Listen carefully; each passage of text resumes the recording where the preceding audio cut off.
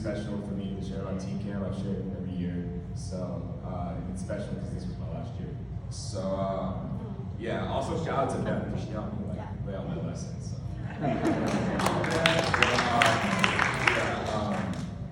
So I want to just start off by saying I was not feeling going to teen camp this year. I was excited, but I had a lot of issues with it. One being that it was at Idlewild.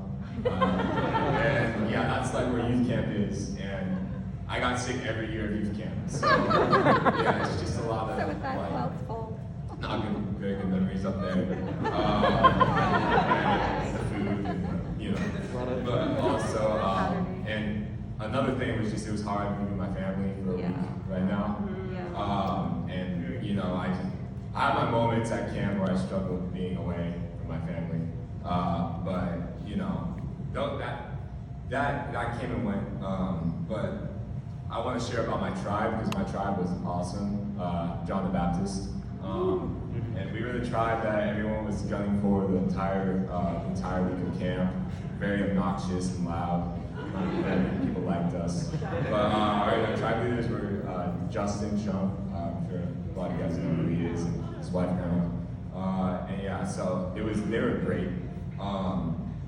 And some of my favorite things about camp were being able to see my friends that live far away. And I want to shout out to my friends that have come out from the IE.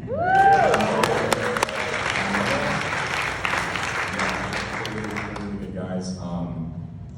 And yeah, so being able to see people like them, and also being able to be meet new people. My cabin, I didn't know 2 guys before camp. And by the end of it, we were all super close, and we're hanging out outside of just church events and stuff. So it's I don't know, camp just it brought me together with people I wouldn't really normally hang out with. So that was obviously good. And I'm gonna share about some things that impacted me at camp. And the first thing I'm gonna share about, it was originally supposed to be kind of hush hush and I'm not supposed to really talk about it, but it's kind of gotten out now and I'm being asked to share, so I'm gonna share what impacted me, one thing that impacted me was actually getting in trouble. It was the last day of camp, and did some pranks, and we didn't really think much of it, but it did cause a lot of stress for the people, the staff involved, that had to worry about us being out late and stuff like that. But the consequences were severe, and it showed me that I gotta think through my actions have consequences, and I gotta think through what I'm doing before I do it.